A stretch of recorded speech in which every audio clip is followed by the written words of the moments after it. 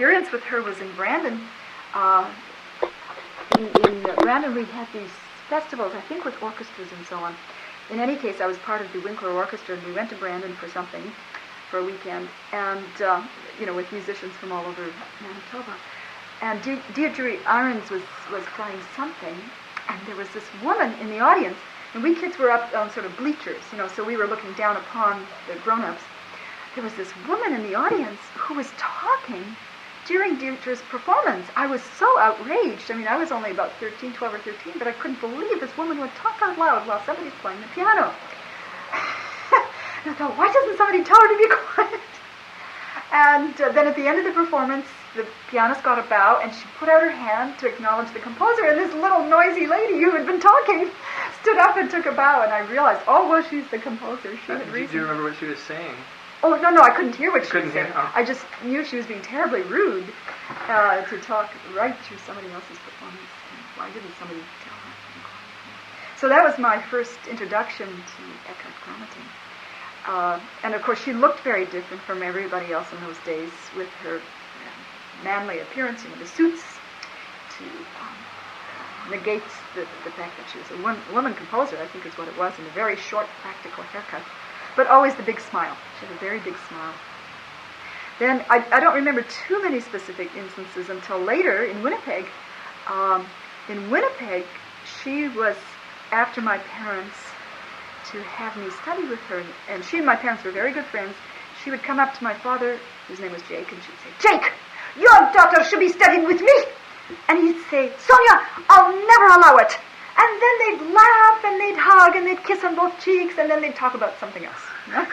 And so, but this was, I think, said more than once. I think that happened more than once, and my father was not going to allow me to study with her. But then she would come up to me in various locations and various times and try to make the point.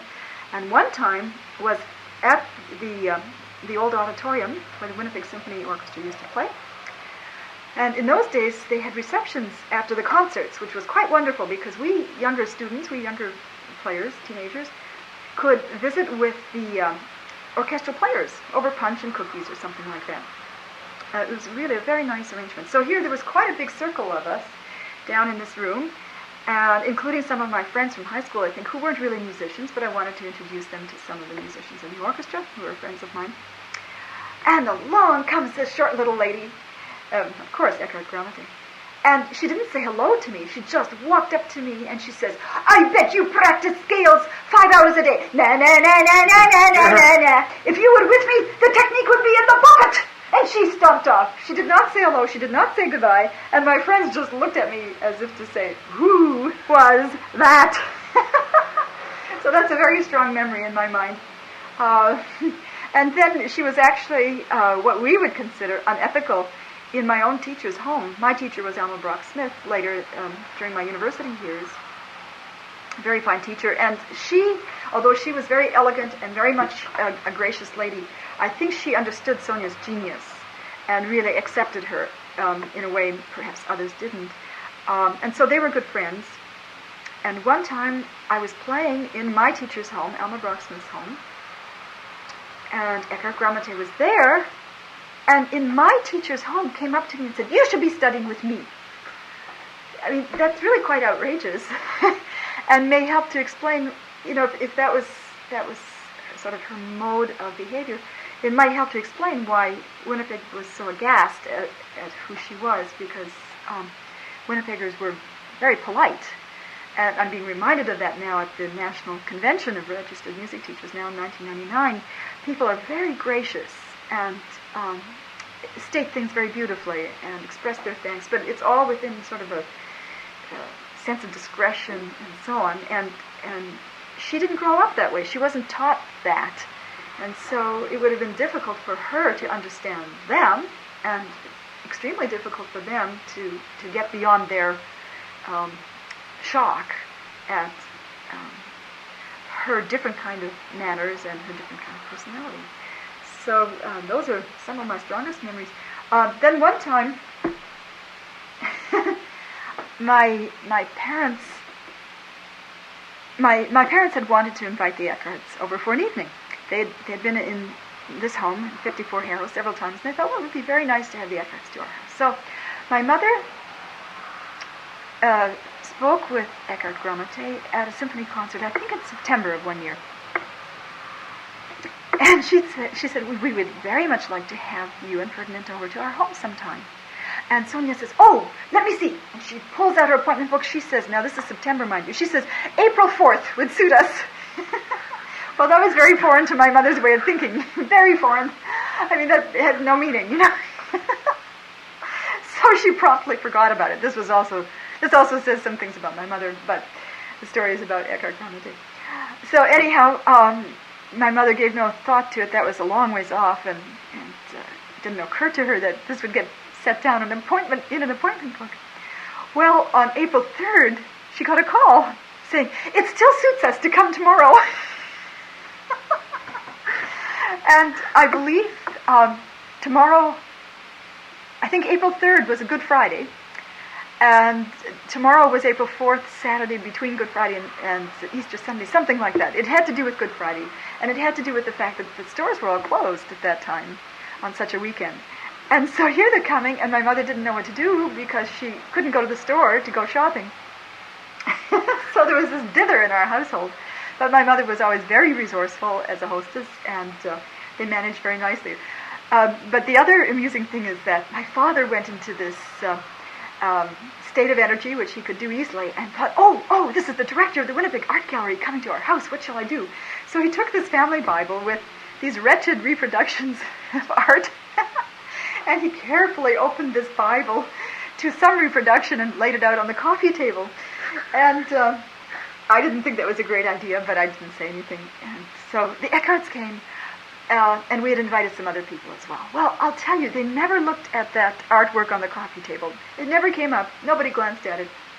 They were so entertaining. It was such a wonderful evening because they were such great storytellers, and they could have such fun telling stories about Vienna and about her composing techniques and just having fun, sometimes poking fun at each other or whatever. It was just the most marvelous evening.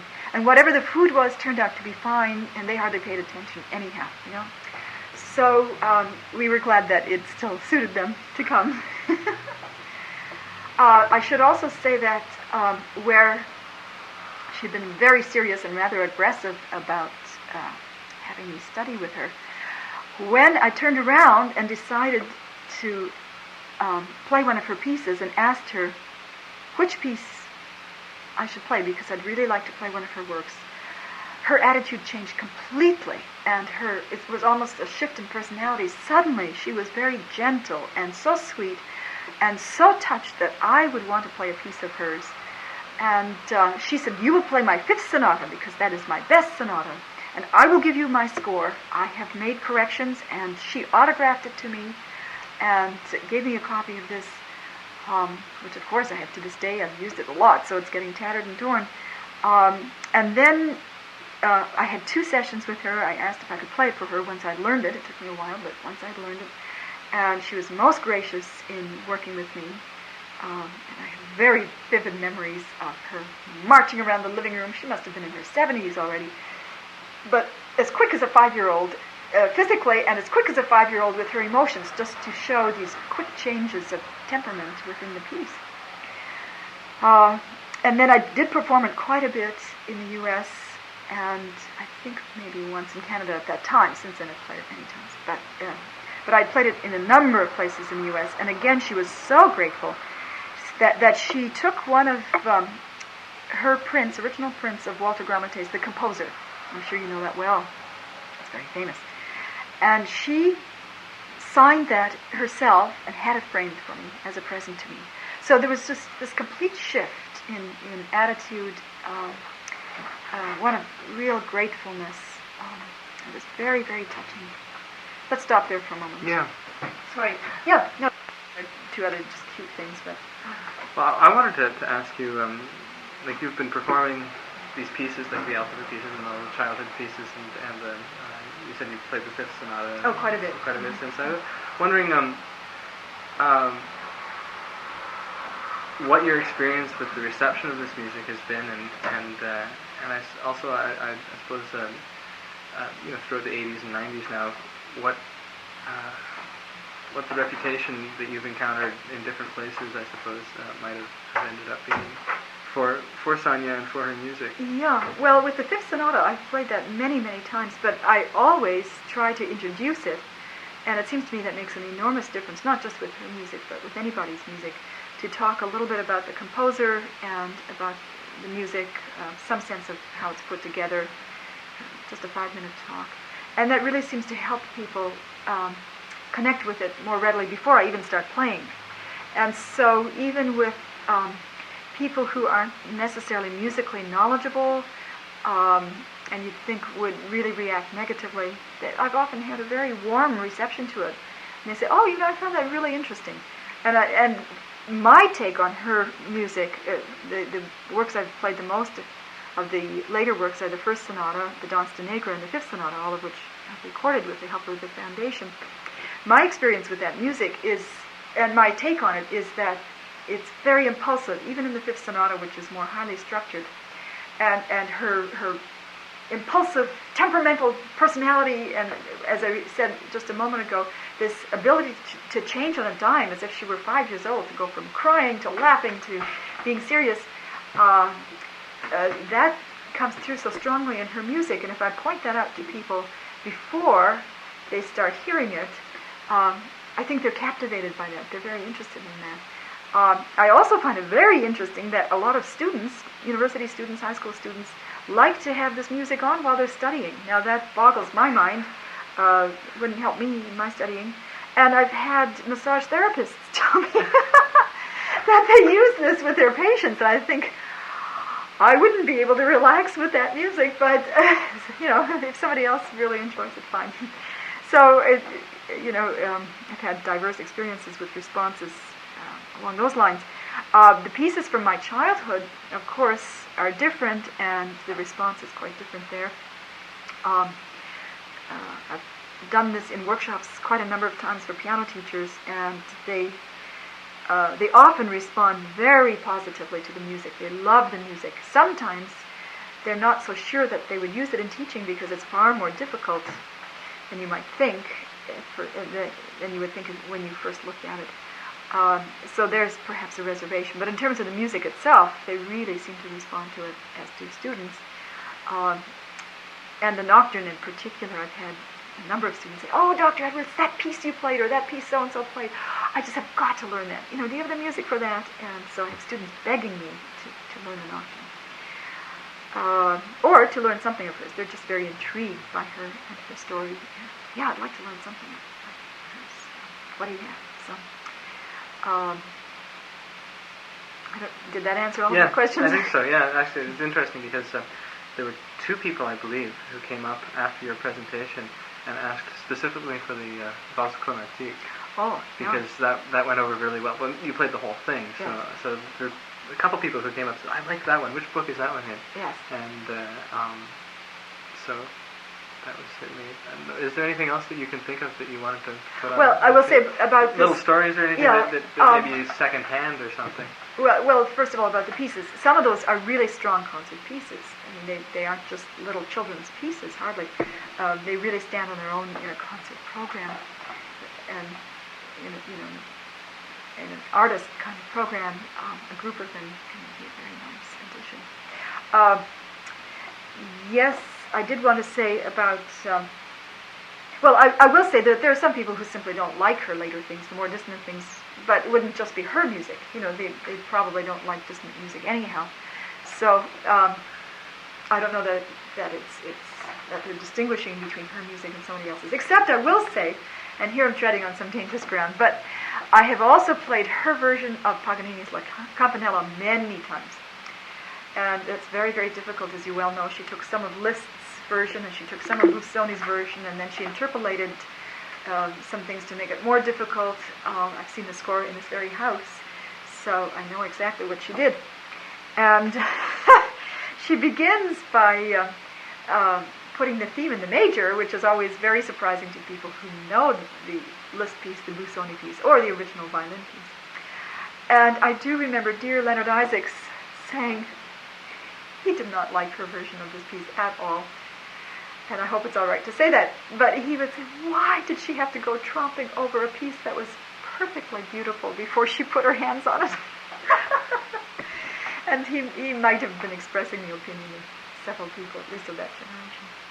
There is one thing I do want to, you might be interested in. When I first took up music, when I was first doing the violin music, most of the solo music was written in the 1920s, and I played some of the recordings for my faculty advisor, and he's the opposite persuasion. He didn't like the way that it wasn't very structured, first of all, and found that he found that it was cliched at times. But it was interesting because he had never really heard any of her music, and I was the one who introduced her music to him, and this is what he heard. But then, several months later, after we'd actually written the final thesis, he had the opportunity to hear, I think it was the Triple Concerto on a CD, or something like this, and maybe a couple of the other later, more dissonant works, and came up to me and said, she wrote a lot of good music. It's just you chose the stuff that isn't very good. See. So it was exactly the opposite. He likes the later stuff that's more dissonant and perhaps a little bit more structured in some ways. Yeah, well, the compositional craft is definitely stronger in the later pieces. Yeah. Well, sure, and he's an educated musician. Yeah, well, he's a Berg scholar. Oh, well, there so too. Right. He has a bit of a prejudice towards Sure. it. Right. Yes.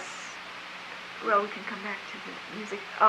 Well, I will say, my observation, too, for instance, with the first sonata, certainly more than the fifth. I don't see this at all in the fifth. But in the first sonata, it's as though she's having to prove herself by saying, look, Schumann wrote in this style, I can write a phrase in Schumann style. Chopin wrote like this, I can write a passage that comes right out of Chopin. It's so interesting how you hear, for a moment, it's almost like a jazz player. Suddenly you hear a little bit of Mozart in this jazz player's improv, And even in the beginning of the first piano sonata, one of my friends says, oh, that sounds just like the Balakirev first piano sonata. Or maybe not the first piano sonata, but a piano sonata that Balakirev wrote. And of course it also sounds like Bach. So I can see that she was just trying to prove to people, I can write as well as any of these famous men, and maybe better. Oh, she would have thought she had written better. Oh yes, I will say, that reminds me of another story my father used to tell.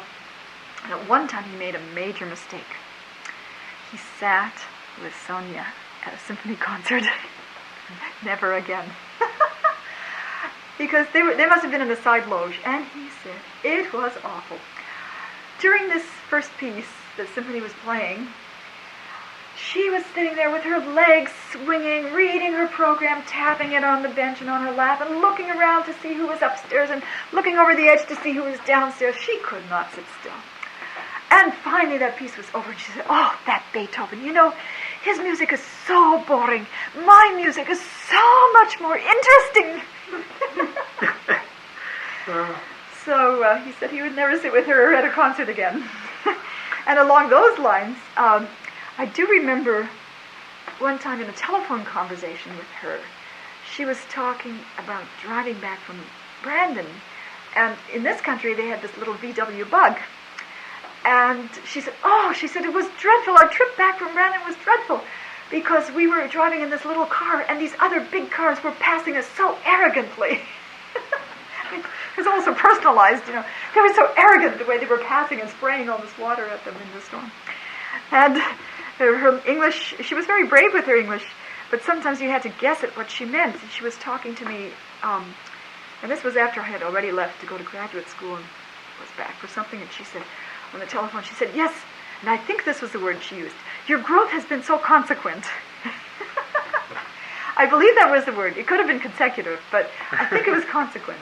And so I wrote it down for myself, and then I pondered that later, and I think what she meant was consistent, that it had developed, it had just unfolded very naturally. It's very consequent growth. So she was delightful. She was so colorful. And at the time, you're growing up and you just take your surroundings as your surroundings. You don't think that much about it. But now, looking back, I think, what a gift it was that she was in my life, and what a gift that Ferdinand was in my life. And, that's an enriching part. I just can't imagine life without that. And I still see them so vividly as alive because there was so much energy there in each one of them. It just took me a long time. I'm sure it was a full 10 years before I really realized that she was gone because she was so present. And the way they spoke so respectfully of each other is truly remarkable.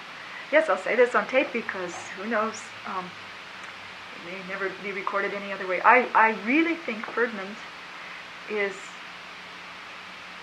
unique in my experience, a really truly unusual man in that here he spent his retirement years promoting the works of his wife and her first husband.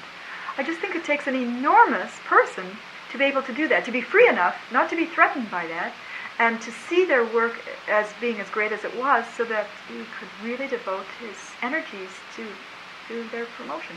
I think that's extraordinary and needs to be mentioned. So, well, I'm sure this story you have from someone else about rolling on the floor. No, I don't think so. Well, he told me that that sometimes, she'd compose a lot at night, and in cold winters, you couldn't go outside very well. And she would just be so excited and have so much energy, pent-up energy from sheer excitement, that he said she would just lie down on the floor and roll across this small room, just to try to get rid of energy, just to roll. She didn't know what else to do to get rid of it. No, I hadn't heard that before. Oh, okay. I didn't know that story, so I don't. Yeah. It might be somewhere, but I don't know. And of course, like many other composers, she would wake up during the night and jot things down. That was quite common. And of course, you have the story of how they stole a painting from an art gallery. That's in the book. In the book?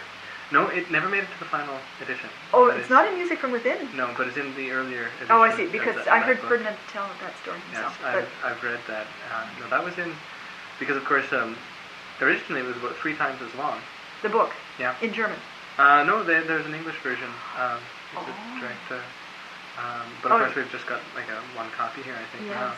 And then the editor, in collaboration with Dr. Eckhardt, condensed it to the published form. And that story was originally in there, but ended up being thrown out. Yeah.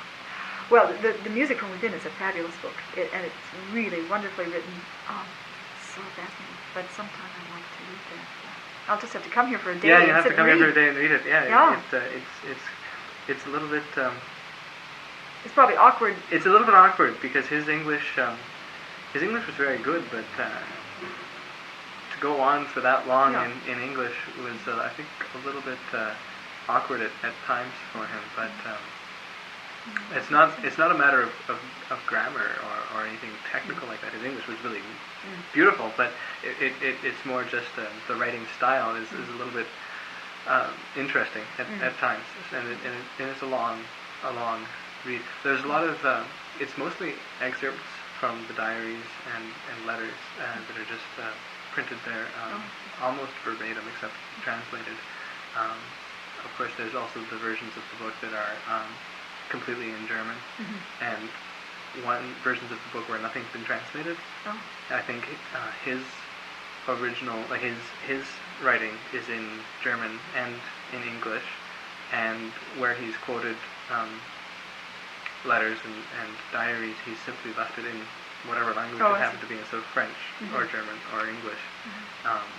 And I haven't actually looked at that book or the German one. I just looked at the English one.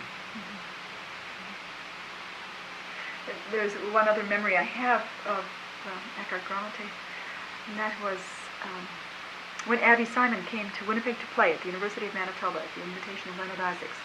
I was studying with him at the time, but I also had to do a recording session for CBC Talent Festival. So I coordinated that with his trip here, and we came together so I could hear his concert here. And at the reception afterwards, there was some kind of reception afterwards, I met Sonia in the ladies' room. And this was when Ferdinand was in the hospital and quite seriously ill, and she was just so distraught, just so distraught. So you could tell she'd been weeping a lot, and when people asked about him, she'd start crying. But she met me in the ladies' room, and she said, "I just tested Mr. Simon. I spoke to him in French to see how good his French really is. You know? Well, he had lived in Geneva for at least 10 years, so I suppose he spoke French quite well. But she thought she would just see, you know, if he was as knowledgeable as he should be. And this story you may have from someone else too, that my father had gone to see Dr. Eckhardt, Ferdinand Eckhardt, in the hospital when he was so very ill, and said, well, Ferdinand, is there anything I can do for you? He says, yes, keep Sonia out of here. He says, she is so beside herself, I don't know what to do with her. I mean, she was so, because Walter Gramatté had died, she didn't trust the medical establishment, and she was just so frightened that he would die. But she was just so distraught. It became a problem for Ferdinand in the hospital. So, what can I do for you? Keep her out of here. I don't know, I hadn't heard that one either. Oh, I see. And I'm sure he said it kindly. I never heard him speak harshly about her, or ever heard that he did. It was probably to protect her as much as him. So. Well, that's all I'm remembering. Okay, well, I think that's plenty. That's about as much as